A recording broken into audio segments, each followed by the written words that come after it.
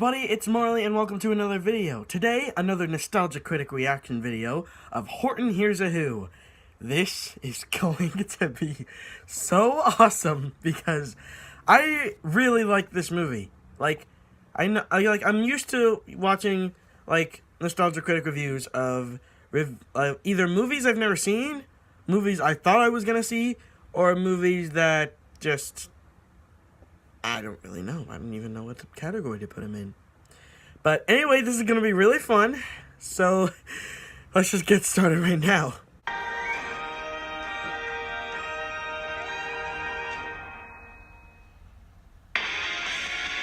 Oh, okay. Just jump right into it.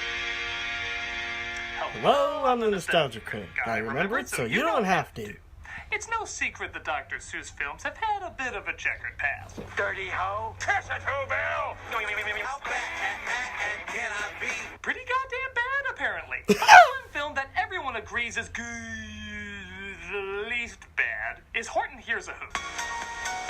Oh, this is going to be fun. The roast fest Starring begins. Jim Carrey and Steve Carell, because that worked so great before. The film was based on the hit book that led to an underperforming box office. Over time, though, it's gotten a reputation as the closest thing to a good Dr. Seuss movie we ever got. Well, I'm here to ask, is it really? I mean, granted, we all know Seuss needs more anime references, emo kids, and whatever the hell this is. But is it good enough to count as a decent movie, or is it just the least painful? Well, I think it's time to look over what was ironically overlooked, a film about being overlooked. So let's look it over.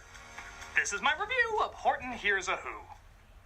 It starts off pretty enough with a colorful and creative environment as Jim Carrey, thank God not covered in makeup to look like the character this time, is teaching a class of ugly about the various animals in the forest. The leaf bug. Oh, they're on me! Look at Yeah, that's definitely movement. Your kid should like that. Then a sour kangaroo, played by Carol Burnett, looks over the shenanigans Horton is causing. Why can't I play with the other kids, Mom? The jungle is no place to act like a wild animal. She'll learn to lighten up and he'll be happy. Can we just skip that 1/3 of the movie now?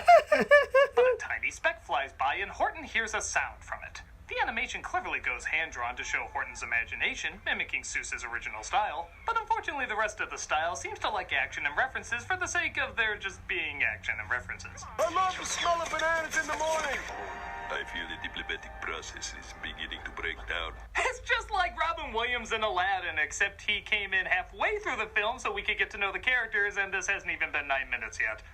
Horton catches the speck on a flower, but the kangaroo is not amused. No, really, she sounds like that. Absurd.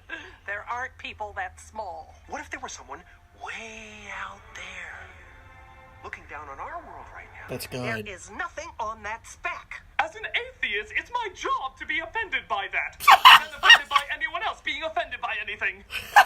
Sure enough, there's a whole town of people on that speck, filled with people called the Who's. Steve Carell plays the mayor named... A man named McDonald. Wait, what? McDonald. Wait, what? McDonald. McGod? McDonald. McGod? McDonald. Whatever. You just call him that to rhyme with It's odd. McDonald. Devoted and fair and a little bit odd. Apparently, whose sperm come out of shotgun barrel testicles because the mayor has 96 daughters. I'm going to take a wild guess and say his wife would not look that good after so many births. I think this would be a more fitting That's representation. true. There is, however, one boy in the group. He's the oldest, named Jojo, who the mayor is prepping to take over as mayor. But he never speaks because, get this, And why didn't he speak? Well, I think the lad was afraid if he did, he might let down his dad. clearly you understand why many children also don't speak. You read a child psychology book, Dr. Seuss! Says people. Meanwhile, Horton comes across his friend, Seth Rogen. Yeah, they named this character something else, but listen to him. That's awesome, Horton. That really helps. Even if I said the character's name, all you would hear is Seth Rogen. Watch. Seth Rogen. See? He tells Horton to keep the speck to himself, but Horton's students, I think the whole teacher thing never comes back with Horton, accidentally get him to blurt it out. However, Horton's movements are causing big earthquakes in the Who's world because all of this somehow had no impact. However, this disturbs the mayor, who suggests postponing their big Who celebration. They, of course, don't listen to him, mirroring the rejection Horton is going through as well. But it seems the Who's just want to ignore the problem and spend their time on Who space. Yeah, you see why topical jokes don't always work in this movie? Horton and the mayor finally hear each other, and they try to explain who/what/who they are. Your whole world fits on a flower in my world. It's pretty amazing. And if you don't want me to go astronaut from Twilight Zone on your ass, you'll... that sounds like fun. The danger they could be in, the mayor asks Horton to locate them a safer spot to be placed. Horton decides to put them at the top of a mountain, because those are safe as hell. He decides to do it once again through hand-drawn animation. Oh, cool. You mean like in Seuss's original style, like what you did before? Or South Park just made fun of anime at the time. I guess we can too. It is clear that you are no match for my technique. Hey!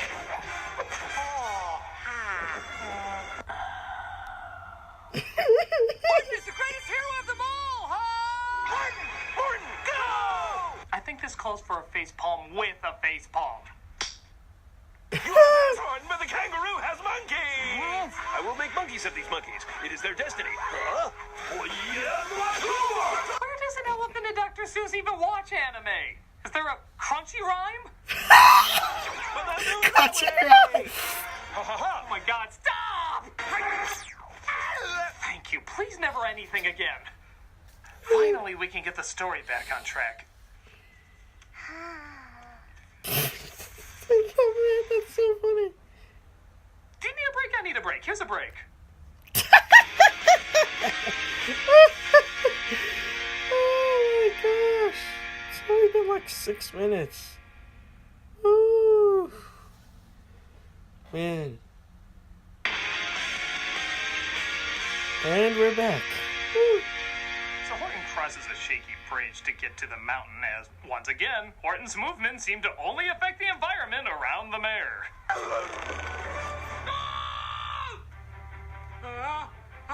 You know Carol Burnett is in this, right? She won't like that we're ripping her off. He makes it across the bridge and seems to be very happy. I feel really good right now. Maybe it's my new sense of purpose. You know, for a new sense of purpose, he sure does seem to do a lot of stuff with no purpose. The kangaroo hates that Horton's imagination is spreading to the children, so she decides to send a giant vulture after him. I will only do this for a price. This little kangaroo. Quiet, Rudy. Mommy's thinking it over. I'm so glad she's fighting for the children by debating whether or not she wants to sacrifice her own to a vulture. I will take it. No, I'm not done. What the hell was up with that? That seemed bizarrely out of character. She can be mean, but not give up her kid mean. I mean, don't get me wrong, she still says no, but wouldn't it make more sense if she was insulted by that gesture? She seems to just smile and walk away, forcing him to change his tune.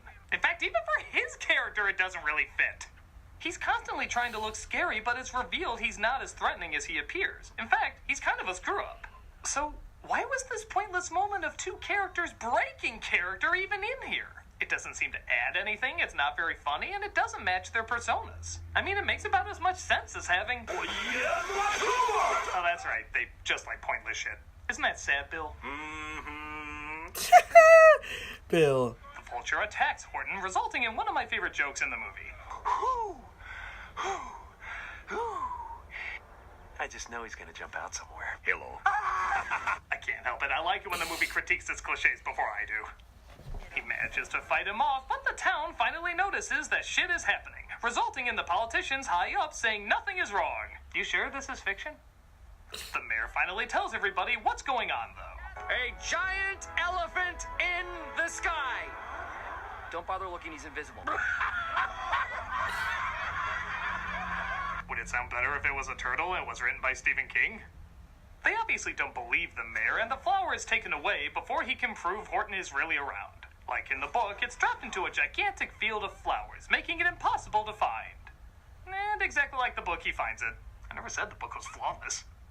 The Who's finally here, Horton, which allows him to do his best John F. Kennedy impersonation. And we will put us back on Mount Noor before the end of this decade. There's a JFK and Dr. Seuss, too. You know what? If there's a Who Christ, why am I questioning anything? The kangaroo finds out, though, and tries to rally everybody behind her. This is Horton we're talking about. You all know him. He wouldn't hurt a fly, except for that fly city he sat on. But he didn't do that on purpose. So in this version, Horton already killed a town of tiny living things. Oh no. The crowd rushes towards Horton to take the speck away from him, so all the Who's try to scream to be heard. This leads to a musically and visually creative climax, resulting in all the various noises they can make. Sure enough, JoJo just happened to create a device in his off time to make the loudest noise in town. Yeah, sure. And JoJo, of course, sounds off the final sound, speaking for the first time, breaking the sound barrier. I don't know. But the animals finally hear it, and the kangaroo's son saves them and brings the flower back to Horton. Oh man, that's Yeah, there's punk rock in Dr. Seuss, too. I don't care. Horton apparently is nice enough to even forgive the kangaroo.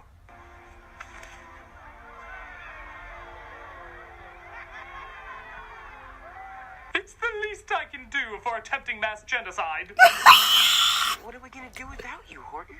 I'll always be around. And even as I wonder... Oh, and in the last 5 minutes, we decided to become a musical because our identity's not strong enough to say we shouldn't. We zoom out and see a whole universe of beautiful specks. And this butt ugly thing. What even was the joke with that? Don't tell me. I don't want to see it. Horton hears a who. I hear a middle-of-the-road shrug. The bad stuff isn't nearly as bad as the other Seuss films, and once in a while there is a funny and or creative moment. But it tries too hard to hit too many demographics, resulting in a weak experience, but not necessarily a bad one. It's not painful, it's just kind of confused. You can feel the pressure from studios, producers, and what have you, trying to make this something distinct and instead turning out something kind of underwhelming. Still, I think kids can watch it fine. There's no real bad lessons in it, at least if you don't think too hard about them. I guess in hindsight, it is the best Dr. Seuss movie ever made, but given his other films, that's not exactly a high bar. It is what it is, a middle-of-the-road flick. And compared to the other Seuss films, I'll gladly take that any day. I'm a Nostalgia Critic guy, remember it, so you don't have to.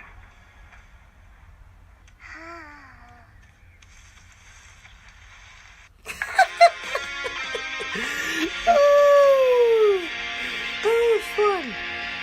Woo. Kind of short though, I have to admit, that was kind of short. So, my opinion on the video,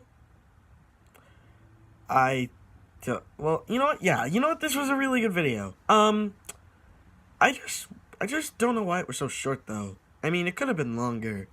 I mean, I was thinking about like so many like elephant. I was thinking like the Nostalgia Critic would have more jokes for this one, but like, I don't know. I just thought there'd be more jokes about it. I mean, like, I thought he would make fun of like the jokes or whatever. But I mean, I think it was good that he enjoyed the movie a little bit. Yeah, I think it's great. I thought it was a good movie too. And yeah, it was a good Nostalgia Critic review. Well, I think that's it for this video. See you next time on...